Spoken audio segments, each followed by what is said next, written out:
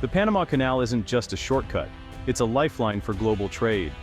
Every year, millions of containers, everything from electronics to food, move through this narrow waterway, connecting the Atlantic and Pacific. Without it, ships would face a perilous, costly journey around South America. So, when the canal faces trouble, the world feels it. Disruptions here mean tangled supply chains, higher shipping costs, and price hikes for everyone. That's why the current tension in Panama matters. The canal is a symbol of global interconnectedness and a barometer for geopolitical tension. For a century, the US built, ran, and protected the canal, seeing it as vital to its own power. Even after handing it over to Panama in 1999, the US has kept a close watch. Smooth, neutral operation is a core American interest. But now, with another global power, China, making moves, Washington is paying even closer attention. The canal's importance goes far beyond its location. It's a linchpin of the international system. Any instability here ripples across the globe. Today, two superpowers are vying for influence over this critical waterway. The stakes? The stability of the entire global trading system. What happens in Panama doesn't stay in Panama. It's a high-stakes game, and the world is watching. The canal's fate is about more than ships and cargo. It's about who shapes the future of global commerce. As tensions rise, understanding what's at stake has never been more urgent. The world's economic heartbeat runs through Panama. And right now, that heartbeat is under pressure. Let's see why. Panama is caught between two giants, the US and China. The US is its historic partner and the canal's biggest customer, expecting loyalty and distance from rivals. China, meanwhile, brings cash, offering investments Panama needs to grow. China is now Panama's second biggest trading partner, and its influence is rising fast. This isn't just business, it's a strategic contest for power. If Panama leans too far toward China, it risks US backlash. But shutting out China means missing out on vital opportunities. Panama's leaders must walk a tightrope, balancing both superpowers while protecting their own interests. The frustration is real. Panama doesn't want to be a pawn. They want the freedom to choose partners and deals that benefit their people. But in today's world, true neutrality is a luxury few small nations can afford. The pressure from both sides is relentless. Panama's challenge: stay sovereign, stay prosperous, and avoid being pulled apart. It's a daily struggle with no easy answers. The world's eyes are on Panama's next move. The stakes are high, and the balancing act is only getting harder. The tug-of-war continues. Rhetoric matters. And lately, it's heating up. When US politicians talk about taking back the canal, it alarms Panama and stirs old fears of intervention. For Washington, the worry is China's growing presence. Chinese companies investing in ports at both ends of the canal. The Pentagon's nightmare? A future where China has a military foothold at this global choke point. Panamanian officials push back, insisting the canal remains neutral and under their control. They argue US fears are exaggerated, fueled by a new Cold War mentality. But suspicion runs deep, and reassurances often fall flat. Most experts agree, military action is unlikely. But the tough talk itself creates uncertainty and tension. It forces Panama into a defensive stance, complicating its already delicate position. The war of words is risky. It escalates tensions and makes compromise harder.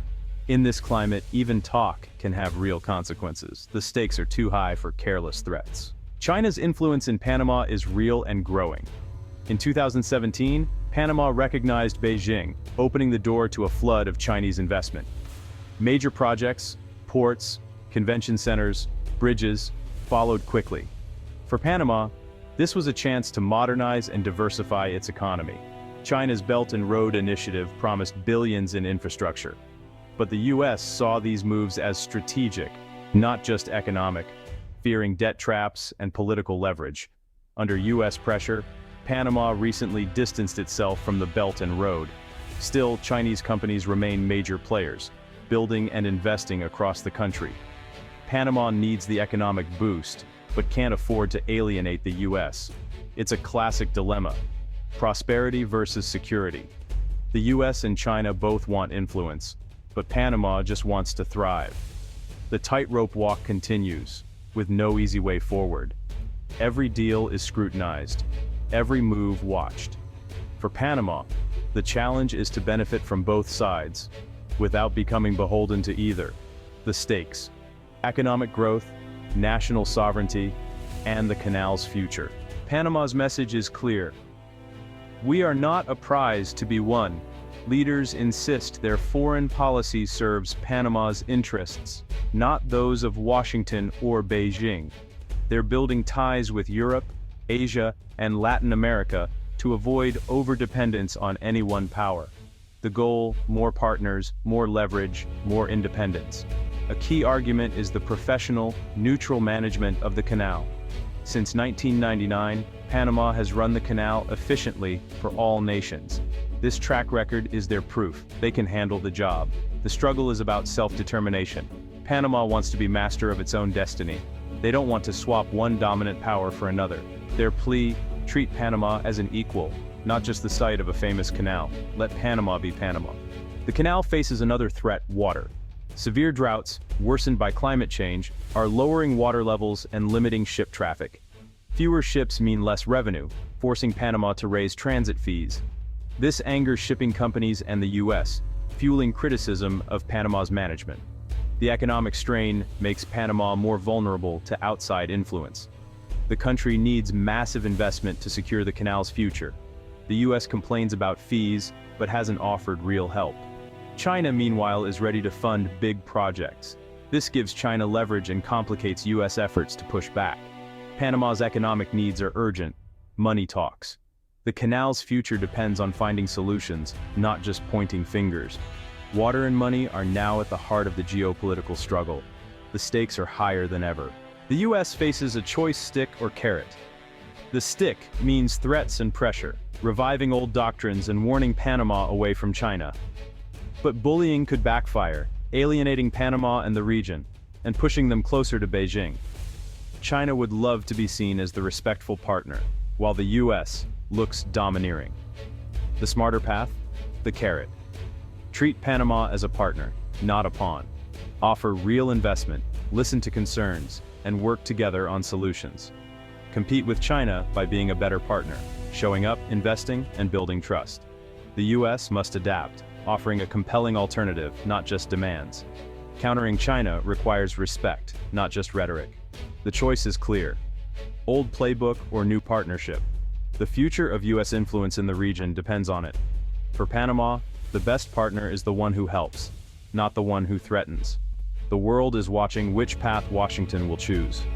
The stakes: influence, stability, and the canal's future. Panama's goal is simple: safeguard sovereignty and stay neutral. Leaders want to be a bridge, not a battleground, an independent hub for global trade. The key is professional, impartial management of the canal. By keeping the canal open to all, Panama strengthens its claim to neutrality. This is its best defense against foreign interference. For this to work, the U.S. must respect Panama's choices, and China must avoid overreach. A sovereign, neutral Panama benefits everyone, ensuring stability and preventing a new Cold War flashpoint. The future depends on skillful diplomacy and restraint from the giants. Panama's strength is in standing tall, not picking sides. The real prize: a respected, independent nation shaping its own destiny. That's what's truly at stake.